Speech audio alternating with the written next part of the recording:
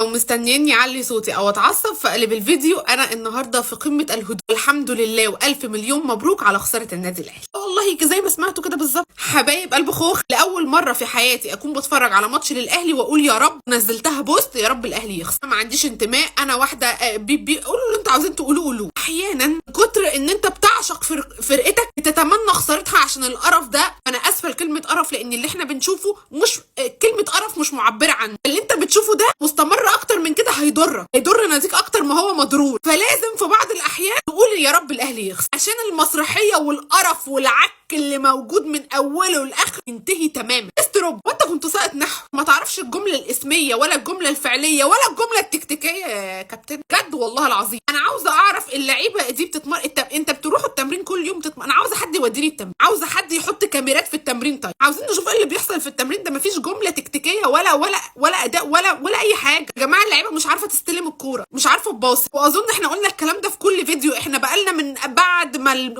افريقيا خلصت النادي الاهلي رجع احنا بنقول كل الكلام بنكرره كل فيديو. والله العظيم انا بقيت حاسه انها ممله، بقيت اقول بعد كل ماتش للنادي الاهلي اطلع اقول نفس الكلام، ما بقاش في حاجه جديده. لكن هي نصيحه مني ليكم، لا تستنوا دوري ولا تستنوا افريقيا. ان طول ما المدرب الفاشل ده لما جه النادي الاهلي ما كانش بالمنظر ده. بعد افريقيا تراب تحول تربي، والله العظيم ما بقاش طبيعي. محدش يستنى لا دوري ولا افريقيا. لو الزمالك هياخد الدوري الف مليون مبروك، ده ما يخصني. اني انا فرقتي لا تعني حاجه عن كره القدم. فرقتي ما بتلعبش كره قدم يا جماعه، فرقتي مش عارفه تباص، فرقتي مش عارفه تستلم. انت معاك احسن لعيبه في مصر، معاك فرقه بالمليارات، ده حقيقي. لكن العيب مش في لعيب. في ناس انا عارفه اللي في ناس طلعت النهارده شتمت في الشناوي بصوا، واللي بيشتم في مروان عثمان، اللي بيشتم في ديانج، كل واحد واخد له لاعب غسيل ومكوى، واللي بيشتم في محمد هاني. لكن انا وجهه نظري العيب مش في لعيب. انت معاك اسوأ من اللعيبه دي وكنت بتاخد بيها افريقيا. انا تعبت من الكلام ده اللي انا اقوله كل فيديو. فانت كان معاك اسوأ من كده. انتوا بيرسي ده كنا بنتريق عليه كان بينزل بسم الله ما شاء الله الاسماعيلي لوحده بيحط فيها 4 تجوان. انا مش هقول لكم موسيماني ولا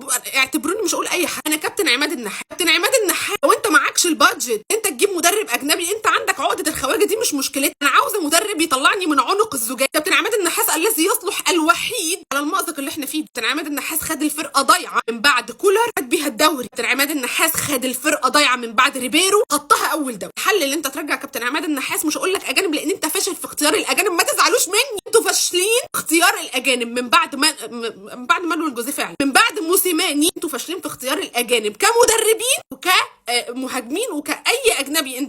انت فاشل في اختيار الاجانب مع النادي الاهلي. فكك من الاجانب خالص، رجع لنا كابتن عماد النحاس. مش عاوزين اي حاجه تاني. انقذ ما يمكن انقاذه. حضرتك فرقه طلائع الجيش ال17 في الدوري النهارده كسبانه النادي الاهلي اللي معاه احسن سكواد واحسن لعيبه في مصر. لعيب مش في لعيب، كررها للمره المليون. اللعيبه نسيت اصول كره القدم. اللعيبه مش عارفه يعني ايه مش عارفه يعني ايه تلعب كره قدم. في كلام بيتقال ان هيتم فيه اقاله، والمفروض ده اصلا ما يبقاش فيه كلام. المفروض الماتش يخلص والماتش شغال الاقاله تطلع. ده مش مدرب، ده لا يفقه شيء عن كره القدم. انا اسفه جدا اللي انا هقول، اللي بيختار الناس دي لا يفقهوا شيء عن كره القدم. فيا ريت ترحمونا. اني انا اسفه ومع احترامي لكل اداري داخل النادي الاهلي من اولهم لاخرهم، من كبيرهم لصغير. انتوا بتاخدوا ملايين وبتاخدوا مليارات وبتاخدوا مرتبكم على اكمل وجه. احنا كجمهور بندفع من فلوسنا وبنروح وبنشجع النادي وبنروح المدرجات. احنا الجمهور اللي بيتحرق دمنا، احنا الجمهور اللي بجد له كل الامراض النفسيه والجسمانيه وكل حاجه انتوا مش حاسين بيها. فرفقه بينا حرام عليكم كفايه لحد كده. انا النهارده والله العظيم حزينه على منظر الاهلي. اقسم بالله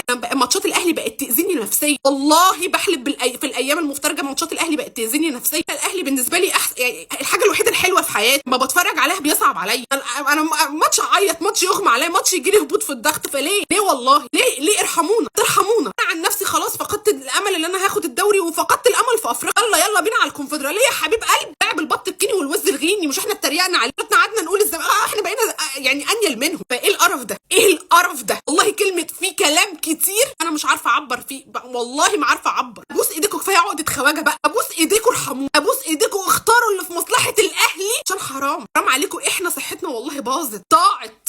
الشرط الجزائي في عقد يستر 3.5 مليون يورو في حال اقالته. هنعمل لكم جمعيه احنا وهنديها لكم، بس مشوا. انتوا لو جبتوني انا بنت اللي بتقولوا لي على المطبخ، لو جبتوني امسك الاهلي هعمل اداء احسن من كده بكتير. لكن انا بنصح كل اهلاوي واهلاويه زيي واكتر مني، لان في ناس اكتر مني عصبيه في كل حاجه. حبايب قلبي والله العظيم يعني حدكم اهم من اللي يحصل حاجه. هم بياخدوا الملايين واحنا اللي انا ايدي تلج، والله ايدي تلج. بس خلاص انا تعبت. ما تستنوش ولا تكونوا منتظرين لا دوري ولا افريقيا. هيقول لي كنت بتطلعي تقولي يعني ايه الدوري المصري يعني لا لا لا. نافس على الدوري امتى؟ نافس على الدوري لو النهارده اذان الفجر ما اذنش انت ما قلتش ده، محدش يستنى حاجه. قلت ده وجبت كابتن عماد النحاس، عاوز اشوف روح. نسيت والله. احنا النادي الاهلي اللي كان بيجيب في اول 5 دقايق جولين، بيجي فيه جول اول 5 دقايق، ما كملش 5 دقايق بيجي فيه جول. كل ماتش على كده. نسيت طعم المكسب. ماتشات الاهلي بالنسبه لي بقت سيناريوهات معتاده، متعاده، خساره لا تعادل. انا النادي الاهلي اللي كان بيجيب جول، احنا كانت 4 دي نقول يا كسبنا 4 النهارده عاوزين الخامس. احنا يحصل فينا كل ده بس هنقول ايه؟ لا خير. في ناس مشوا علي معلول وعمرو السوليه ومشوا.